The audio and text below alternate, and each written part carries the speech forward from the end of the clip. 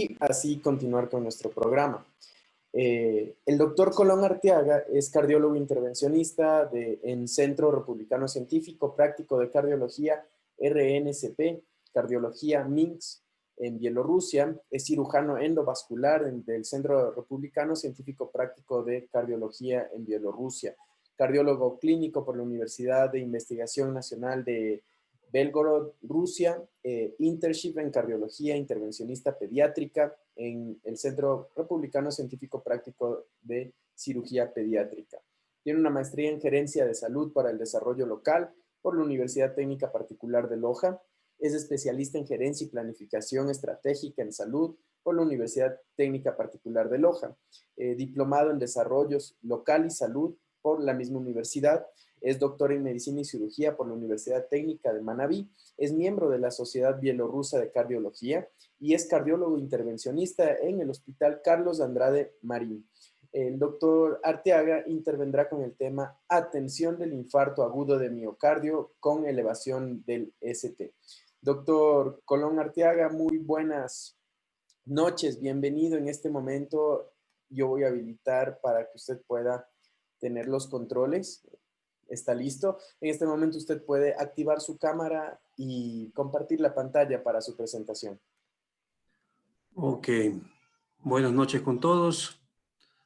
Antes que nada, pues, agradecerle la oportunidad. Es un gusto para mí poder colaborar en algo, en la formación de médicos jóvenes. En mi momento yo también fui joven. Bueno, el tema por el cual voy o quiero conversar ahora o contarles algo es sobre la atención del síndrome coronario agudo con elevación del ST. ¿Y por qué tomé este tema? Este tema representa demasiados desafíos en cualquier sistema de atención a nivel mundial. Y más que nada, en el nuestro. ¿Y por qué escogí este tema en específico? Porque este tipo de infartos, el infarto con elevación del segmento ST, es un infarto que significa que hay una arteria coronaria tapada 100%, es decir, no hay flujo sanguíneo a través de esa arteria. Y el tratamiento es abrirla. Y para abrirla, para que el tratamiento sea efectivo, tiene que ser hecho en un periodo de tiempo. Y es ahí donde el mundo y el Ecuador patalea. Hay otro tipo de infarto, ese no lo voy a tocar, que es el infarto de miocardio sin elevación del ST. Ese significa que la arteria está tapada parcialmente. Es decir, da chance a que el paciente llegue a la emergencia, llegue a un dispensario médico, llegue a una casa de salud privado y pueda ser atendido a tiempo. El tiempo para resolver ese problema es mucho más amplio. Muy bien, le quise poner como parte del tema de lo ideal a lo real y ya van a ver por qué. Esta charla va a ser estrictamente práctica. Mi objetivo no es llenarlos de información muy precisa y profunda. Mi objetivo es que ustedes lleven a su práctica diaria dos ideas fundamentales en la atención, en el diagnóstico y en saber por qué el contexto de esta enfermedad es muy grave. Tengo ya trabajando en el Hospital Carlos Andrade Marín mucho tiempo, entonces tengo bastante experiencia sobre nuestra realidad en atención de este tipo de infartos. Y al mismo tiempo he visto cómo se soluciona el problema en Europa, porque tuve la oportunidad de formarme allá. Entonces son dos entidades totalmente diferentes y dos realidades diferentes. Pero bueno, antes de empezar a la cuestión que a todos nos encanta, es el diagnóstico y tratamiento, quería conceptualizar el problema. Estas son las 10 principales causas de muerte en el Ecuador en el año 2019. Si podemos ver aquí, esta barrita habla de enfermedades isquémicas del corazón. principal causa de muerte el año pasado. Yo los invito a revisar un poquito el año 2018, 17 y así. Y van a ver de que esta causa que está aquí se sigue repitiendo. Es la misma causa de mortalidad desde hace 8 años a la actualidad, incluso más atrás. Es decir, es un problema de salud importante en el Ecuador. Ahora, no solamente en el Ecuador. Estas es las 10 principales causas de muerte en el 2016 que son las últimas registradas por la Organización Mundial de Salud. Y como pueden ver, se repite la misma historia. Enfermedades isquémicas del corazón, ojo, ellos ya dividen la parte de enfermedades isquémicas del corazón e infarto. Ocupan primer y segundo puesto. Es decir, esta problemática es una problemática mundial y regional. Sin embargo, sabiendo que existe esta estadística, yo todavía no entiendo por qué nuestras autoridades no han tomado cartas en el asunto. El infarto agudo de miocardio y sus consecuencias matan a paso lento. No matan como el coronavirus, no matan como el dengue. Por eso no se le ha dado la importancia. Un paciente que sufre un infarto y sufre una consecuencia por no haber revascularizado, es decir, haber abierto la arteria a tiempo, ese paciente presenta un sinnúmero de enfermedades consecuencia de ese infarto no revascularizado que mata al paciente en el transcurso de unos 5 a 10 años. Entonces, por eso no se ha convertido en el foco de atención a nivel del ministerio. Pero sí es muy preocupante saber de que esta estadística se repite año tras año y nadie hace nada. Bueno, habiendo ya tenido contextualizado el problema y sabemos de que el infarto agudo de miocardio es una enfermedad de preocupación mundial y nacional, luego tenemos que ver cómo hacemos el diagnóstico, porque es un tema muy importante y que tiene una repercusión importante en la salud del mundo y del ecuatoriano específicamente. El diagnóstico de un infarto agudo de miocardio empieza por una sospecha clínica.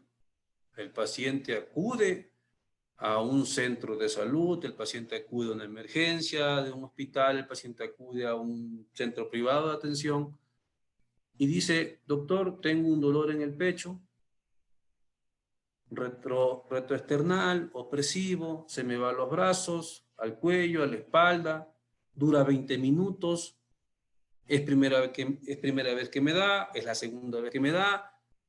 Entonces, esa clínica ya crea una sospecha. ¿Qué le sigue a eso? Un electrocardiograma. El electrocardiograma le viene a poner el diagnóstico. Infarto con supra, infarto sin supra. El infarto con supra, corra a hacer las cosas. Infarto sin supra, tranquilo, espere, piense y haga las cosas. Como pueden ver en este electro, pues ya se ve un supradesnivel del segmento ST, las flechas azules están marcando el supradesnivel, y esto es un certificado inherente de que una arteria de las coronarias está tapada 100%, no pasa ni una gotita de sangre al tercio distal de esa arteria. Y si no pasa sangre, significa isquemia, y si esa isquemia no se aborta, significa necrosis. ¿Qué necesitamos para esto? Un electro y sospecha clínica. No necesitamos más nada. ¿Necesitamos biomarcadores? No. ¿Necesitamos un ecocardiograma? No. ¿Necesitamos una angiotac coronaria? No. Sospecha clínica y un electrocardiograma. Desde ahí vamos viendo que la solución de un problema serio es sencilla. Cada centro de salud debería tener un electrocardiograma. Muy bien. Habiendo determinado el diagnóstico de este paciente, ¿qué es lo que sigue? El tratamiento. El tratamiento realmente se puede resumir de esta forma: abrir la arteria. Hay que abrir la arteria. Aquí viene el problema, el tiempo. Es un tiempo de 12 horas, pero esas 12 horas no son a rajatabla. Un infarto agudo de miocardio se puede convertir, puede pasar de un periodo adecuado en el cual hay que tratar a un periodo dentro de las 12 horas que ya no hay que tratar, que ya no hay beneficio. Lo de las 12 horas es un tiempo que se establece en caso que el paciente llegue a las 12 horas con dolor. Pero un infarto puede evolucionarse a las 5 horas, a las 3 horas, a las 2 horas. Eso es muy variado. Por eso, lo importante en un infarto con supra es abrir la arteria lo antes posible. No es que tenemos 12 horas y el paciente ya está con 5 horas de infarto y ya no le duele el pecho y tenemos todavía 12 horas. No. Ese término no hay que tomarlo así. Muy bien. Abrir la arteria. Hasta aquí tenemos dos puntos importantes. Que el infarto agudo de miocardio es una pandemia que nadie le ha parado bola. Y en nuestro país es un tema olvidado, lamentablemente. Entonces, es un problema de salud importante. Y la segunda cosa importante es que hay que abrir la arteria lo antes posible. ¿Cómo? Muy bien. Hay tres opciones. La primera, si pueden ver aquí en la parte izquierda de la pantalla, está representada una jeringuilla. Esto representa a la fibrinolisis. La fibrinolisis consiste en una droga, en este caso fibrino específica, tipo alteplase, tipo reteplase, tenecteplase, la cual se inyecta directamente a la vena del paciente, una vena periférica, y esto va a alisar el trombo que está tapando la arteria. Pero ojo, este tratamiento no trata la placa que se accidentó y provocó el trombo que tapó la arteria. Simplemente destapa la arteria, pero no trata la placa, no trata la base. Entonces, inicialmente se comenzó con esto, se vio que daba muchos resultados, es disponible, está disponible en cualquier centro de salud, en una ambulancia, es fácil de aplicar, incluso la Tenecteplasa actualmente se pone por kilo, o sea, se pone una dosis en dependencia del kilo, un único bolo.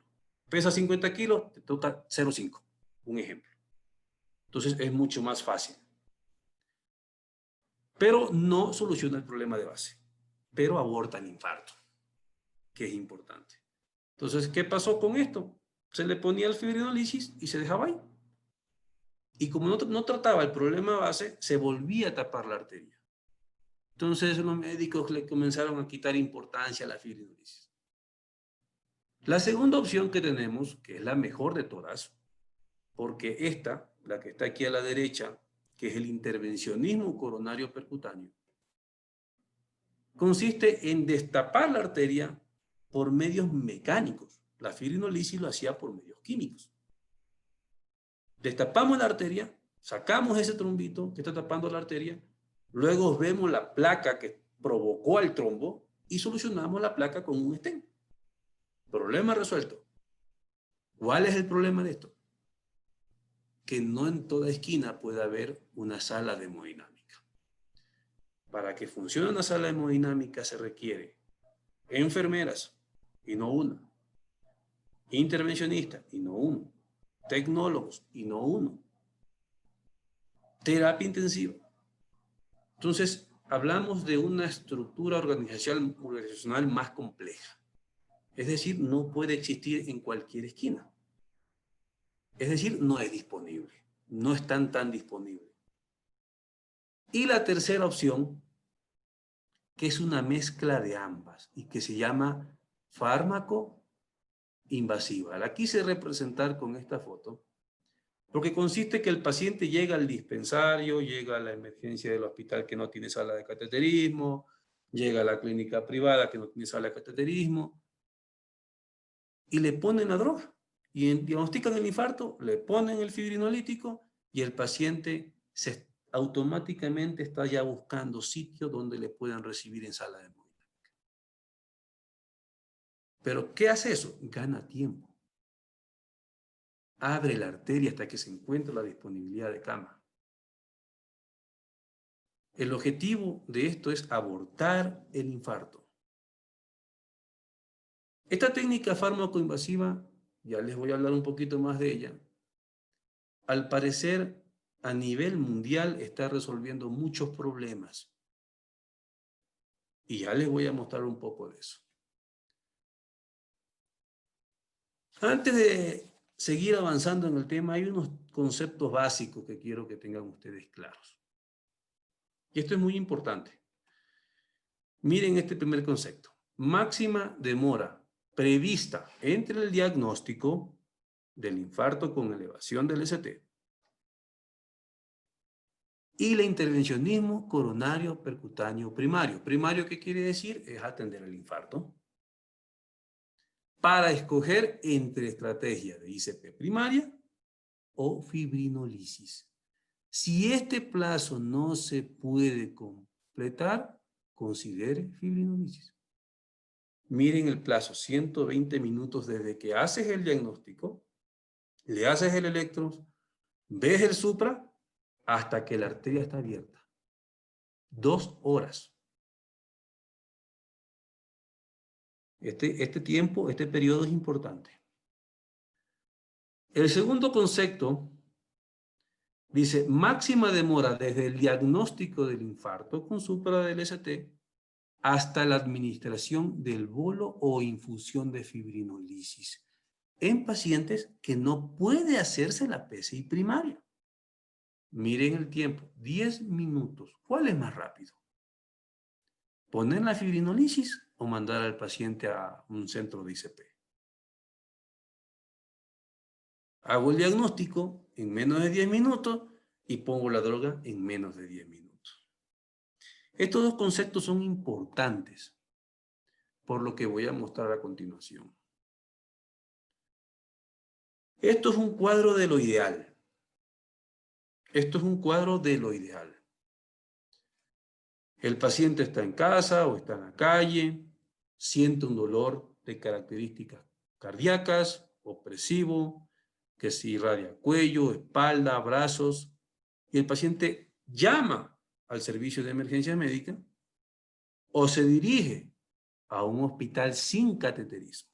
Me voy a detener a estos dos. No voy a ir al ítem de abajo. Sea en la ambulancia o sea en el centro médico sin sala de hemodinámica, ellos están obligados a hacer el diagnóstico del infarto de miocardio en menos de 10 minutos. Es decir, en menos de 10 minutos hacen el electro, llega el paciente, me duele el pecho, acuéstese aquí, electrocardiograma. Ah, hay infarto con supra. Aquí ellos se preguntan, mi centro de referencia más cercano, si lo mando, ¿la arteria estará abierta en menos de 120 minutos o más de 120 minutos? Y aquí va, si el tiempo que ellos consideren menos de 120, ellos derivan al paciente a la sala de hemodinámica del hospital de referencia. Pero si ven que el tiempo es mayor de 120 minutos, ellos no derivan al paciente. Ellos le hacen fibrinolisis. Esto es guía europea de revascularización coronaria, del síndrome coronario agudo.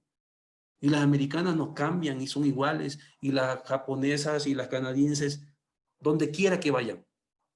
Incluso en nuestra guía aquí en el Ecuador es igualita a esto, pero eso es letra muerta aquí en el Ecuador. En el Ecuador yo lo he visto, yo lo he palpado, sala de hemodinámica ocupada, le digo, póngale en fibrinolítico que esto no sé a qué hora va a terminar y 1 hora después tienen aguantando al paciente, infartándose, esperando que la sala se desocupe, teniendo el fibrinolítico ahí. Eso es una iatrogenia. Eso es una iatrogenia. Bueno, lamentablemente es lo que tenemos. Esto es lo ideal. Es lo que yo quisiera que se dé en cualquier parte del mundo, que se dé en mi país. Pero vamos a lo real, a lo que realmente sucede. Y esta estadística no es ecuatoriana, es europea. ¿Qué se dieron cuenta? Hay un estudio, un registro que se llama el FAST-MI. Es un registro francés. Ya publicado en el 2008 y ha seguido dando mucho de qué hablar porque se está actualizando y se hace seguimiento a sus pacientes cada vez más tiempo. Y hay un seguimiento de 5 años. Y voy a resumir la estadística de ellos en estos 2 cuadritos. En la derecha, ellos separaron a los pacientes que atendieron y los siguieron a 1 año, a los pacientes que no se les hizo nada, ni fibrinolisis ni intervencionismo coronario, que son los aquí punteados. Y esto mide sobrevida a 1 año. Mire cómo la sobrevida en no reperfundidos es baja. Luego veamos la sobrevida en los pacientes que se le hizo intervencionismo coronario, que es alta. Luego más arriba está la línea de los que se le hizo fármaco invasiva. Mira, aquí dice lisis y subsecuente PCI, intervencionismo coronario percutáneo. Técnicamente pareciera que fuera mejor. Esos son los 3 grupos que ellos pudieron separar. En la parte izquierda ya ellos comparan directamente. La PCI primaria, que es intervencionismo en la arteria sin fibrinolisis, y la fármaco invasiva, que es la trombolisis, y luego la subsecuente intervencionismo coronario. Y aquí ya, en este análisis, a 1 año se dan cuenta que la sobrevida es igual en ellos. Igual. Entonces dicen ellos, la fármaco invasiva vale. ¿Y qué dicen como conclusiones ellos?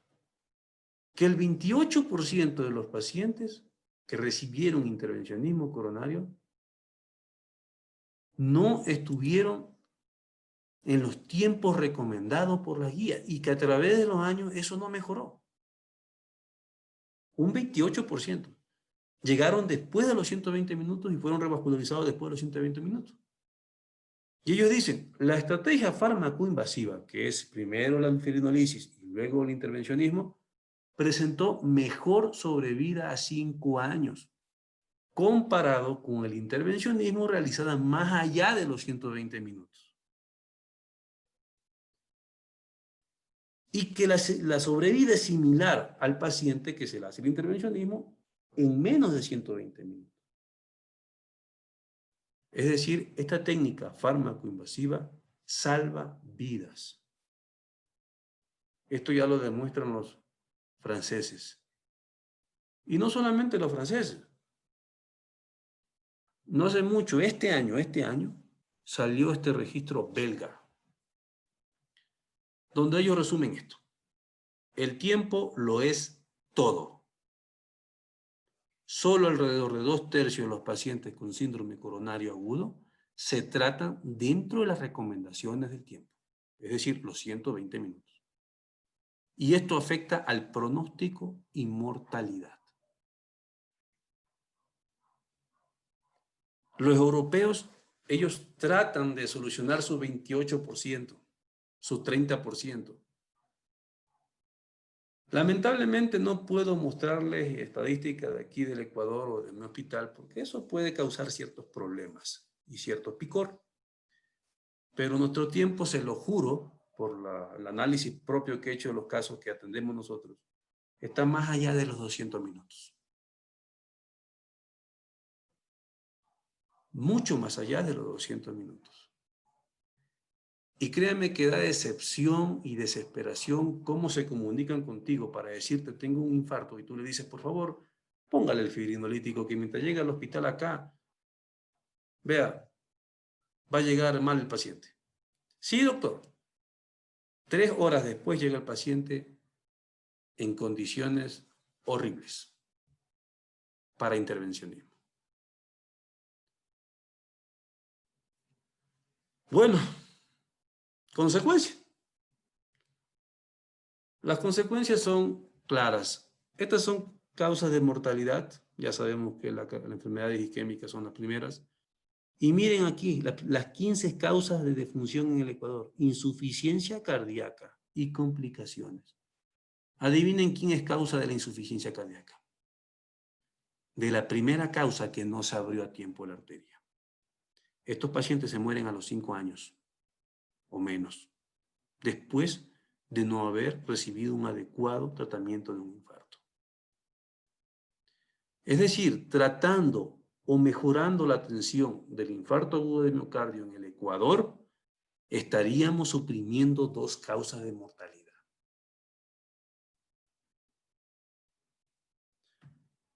Y estas son las consecuencias.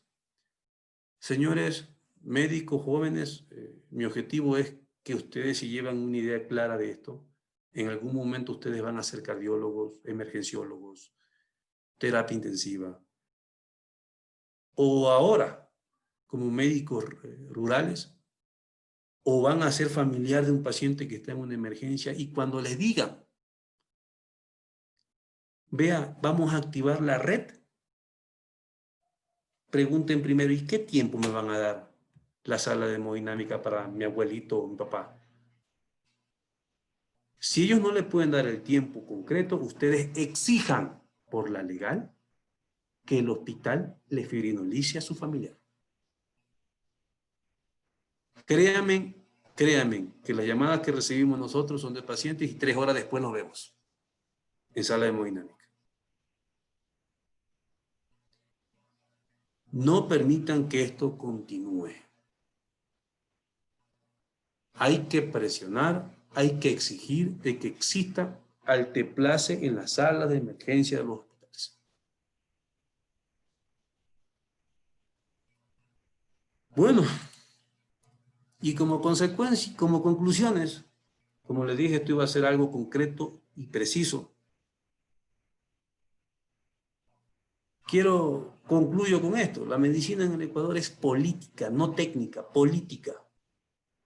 ¿Por qué política? Porque no entiendo cómo año tras año se repite la misma causa de mortalidad a nivel nacional y nadie hace nada. ¿No? ¿Se están muriendo de infarto? No importa. No, yo no entiendo esa parte. Con el COVID todo el mundo corre, con el dengue todo el mundo corre, pero con el infarto queda ahí. Como mata despacio, mata lento, no pasa nada. La gente no reclama. Ah, se infartó, sí, no pasa nada. 5 años después nos vemos. ¿Y por qué también es política? Porque simplemente mi hospital, el Andrade Marín, comenzó hace unos años atrás la fármaco-invasiva, sabiendo, calculando de que no llegábamos, que no era posible llegar a tiempo. Quito es una línea. Y antes de la pandemia había cualquier cantidad de tráfico. El paciente de un hospital a otro que estaba cerca se demoraba 3 horas en llegar. Pero la ignorancia médica y los intereses políticos de alguien más hicieron que ese programa se cayera. Ya no existe fármaco invasivo en el hospital. Hay PCI primario en tiempos mayores de 200 minutos. Y con eso quiero también decir que la cardiopatía isquémica es un grave problema de salud nacional y mundial. Es un grave problema de salud, como ya lo vimos, a nivel en Ecuador, 10 principales causas de mortalidad, a nivel mundial, 10 principales causas de mortalidad. En el Ecuador, la atención del infarto agudo de miocardio es iatrogénica. No hay otra palabra más para decirlo. Ojalá no me meten problemas por esto, pero es iatrogénica. Me da desesperación, me da vergüenza escuchar cuando un cardiólogo le dice a un paciente, espera aquí que voy a activar la red, teniendo el fibrinolítico en la mano y que no haga nada. Es preferible poner estreptoquinasa a no hacer nada. Lo otro es que la atención del síndrome coronario agudo en el Ecuador debe ser una política de Estado. Debe ser una política de Estado. A buena hora, en México ya se dieron cuenta con esto, justamente estos registros que le hablé, el registro francés, el registro belga.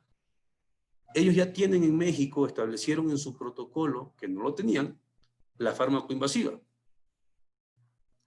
Y ya lo han aplicado a rajatabla. Y lo están aplicando a rajatabla. Esperemos que les vaya bien para que en algún momento en Ecuador llegue gente que piense y pueda unirse a esto, que para nuestra realidad es lo más adecuado. Quisiera hacer intervencionismo a todo el mundo, soy intervencionista, pero tengo que aceptar las limitaciones que hay aquí en el país. Y culmino con que quiero que se les quede esto. El tiempo es músculo cardíaco. Entre más tiempo, menos músculo. Entre menos músculo, más complicaciones. La atención del síndrome coronario agudo con elevación del ST en el Ecuador tiene que ser rápida. Abrir la arteria rápida. Bueno, como les dije, esto iba a ser algo bien conciso, preciso y concreto. Mi objetivo no era llenarlos de información profunda. Mi objetivo era que ustedes llevaran una idea clara de cuál es la problemática en el Ecuador y cómo hay que solucionarla. Espero que algún día ustedes que van a ser los futuros especialistas, futuros ministros, lleven esa idea implantada y quieran cambiar las cosas. Porque esta generación ya lo dudo mucho. Pero bueno, así están las cosas. Si existe alguna pregunta, con gusto, estaré muy gustoso en responder. Espero que haber llegado a muchas personas y haber implantado esta idea. Doctor Arteaga, buenas noches. Buenas noches. Muchísimas gracias por su excelente ponencia y gracias por tratar este tema que es de fundamental importancia para todos los que hacen medicina, todos los que trabajan en salud en este país.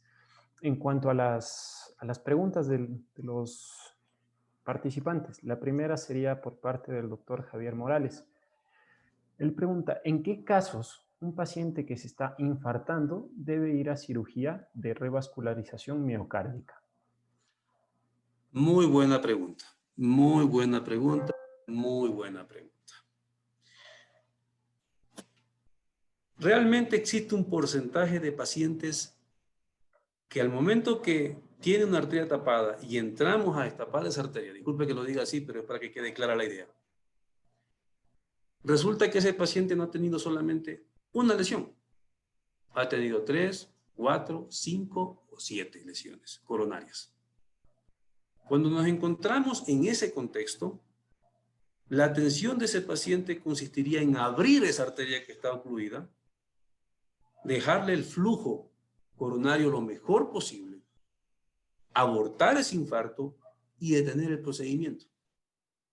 Porque ese paciente se beneficia de una cirugía de revascularización coronaria. ¿Por qué?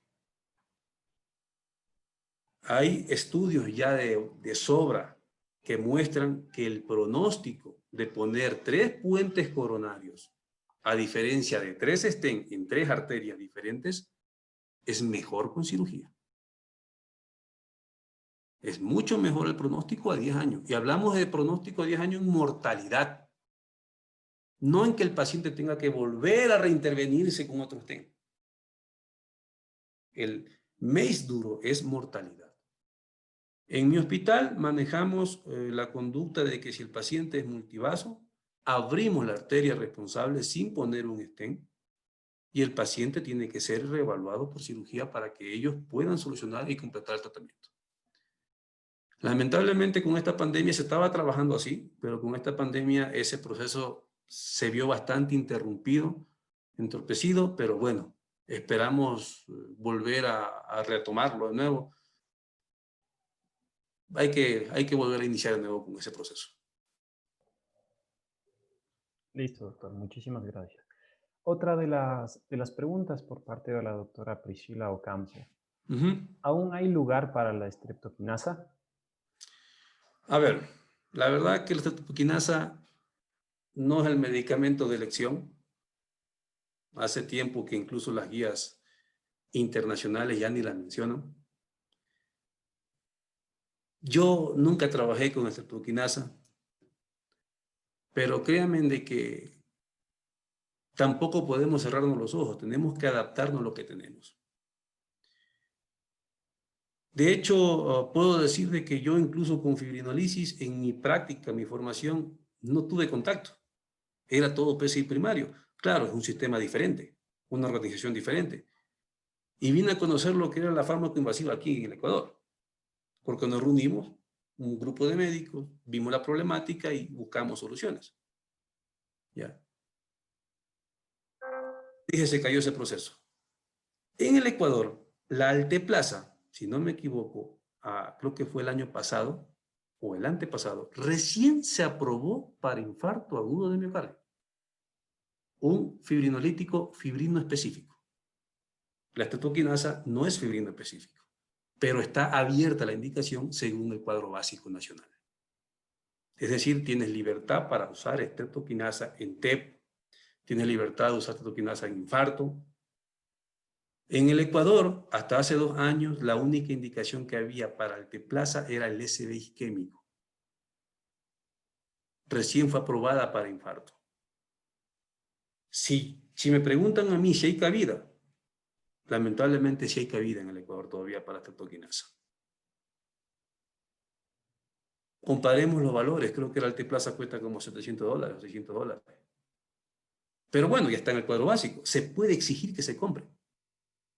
Pero yo le digo, yo he tenido casos de pacientes que se han comunicado conmigo, tienen estreptoquinasa, no tienen alteplasa y no le ponen. El paciente llega 4 horas después, 3 horas después, créanme que situaciones horribles para atender un infarto. Y el pronóstico es malo. En nuestro hospital, el pronóstico del shock cardiogénico es pésimo. ¿Y cuál es la principal causa de shock cardiogénico? La revascularización tardía. La revascularización tardía. Es preferible poner estreptoquinasa a no hacer nada.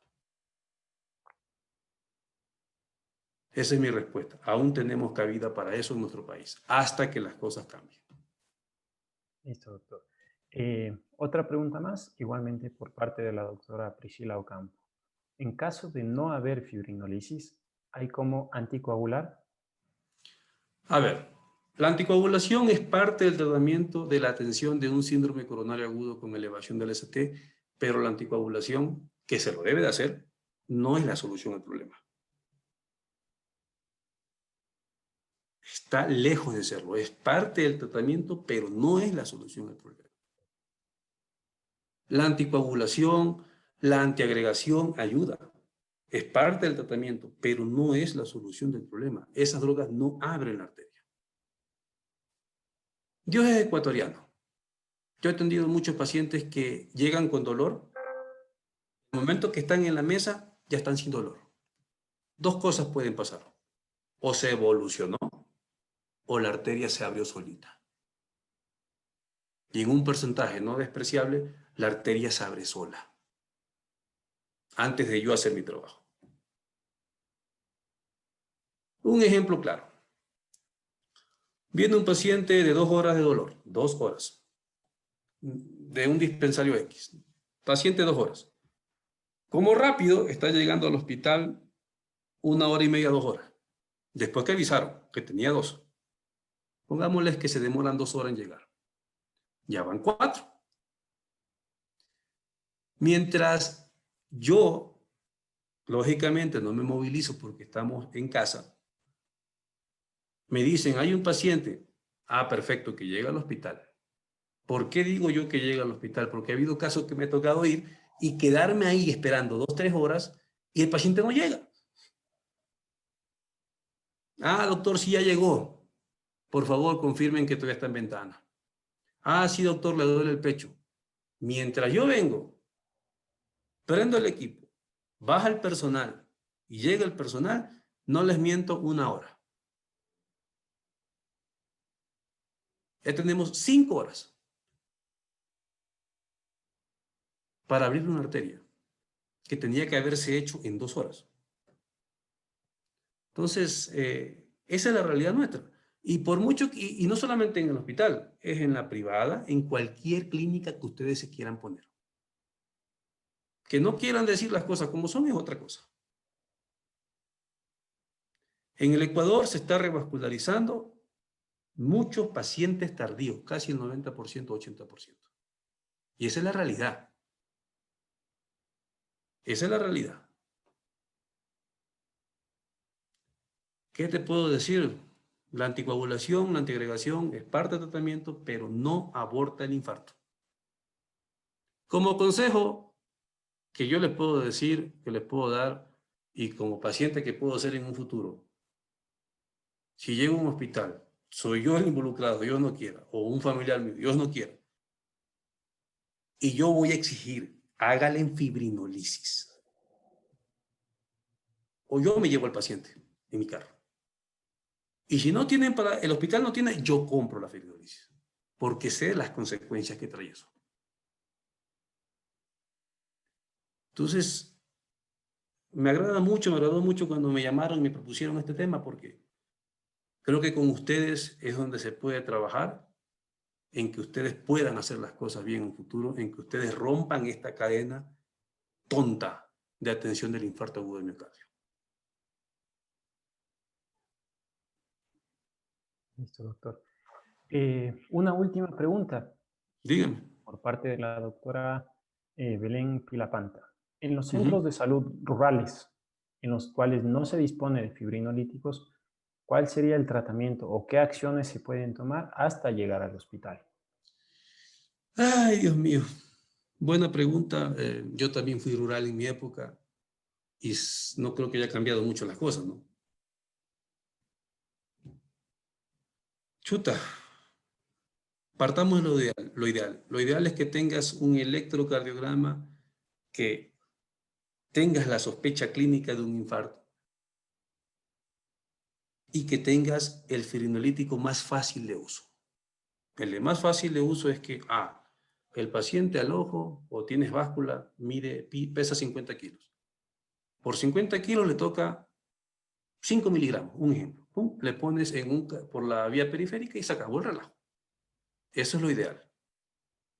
Te comunicas con la red integral de salud, tengo un paciente con infarto, le dice fibrinolisis y necesita ser derivado a un hospital que tenga de mayor complejidad o un hospital que tenga sala de hemodinámica. Eso es lo ideal, que técnicamente no se escucha tan imposible, pero es imposible para nosotros.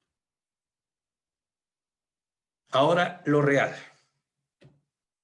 Tengo un paciente con infarto agudo de miocardio, tengo la sospecha clínica, pero no tengo el electro. Lamentablemente, ¿qué puedo decirle ahí a la doctora? Deriva al paciente a un hospital. Tiene la sospecha clínica. Paciente con dolor retroesternal, opresivo, que irradia tal parte, mayor de 20 minutos, diagnóstico sospechoso, infarto agudo de miocardio. Es lo que ella puede hacer, cargar al paciente con aspirina. Si tiene una dosis de enoxaparina, cargarlo con enoxaparina. Y derivar al paciente. Esas son dos realidades y lamentablemente la última es la común en nuestro medio.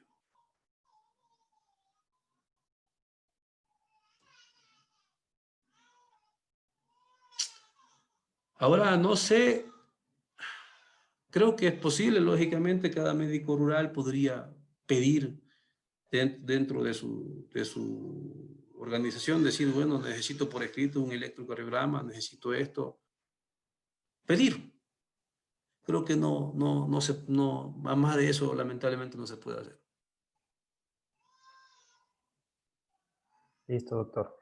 Muchísimas gracias por toda la información, por todo el conocimiento que nos ha podido dar en esta noche, en su excelente ponencia. Muchísimas gracias, doctor.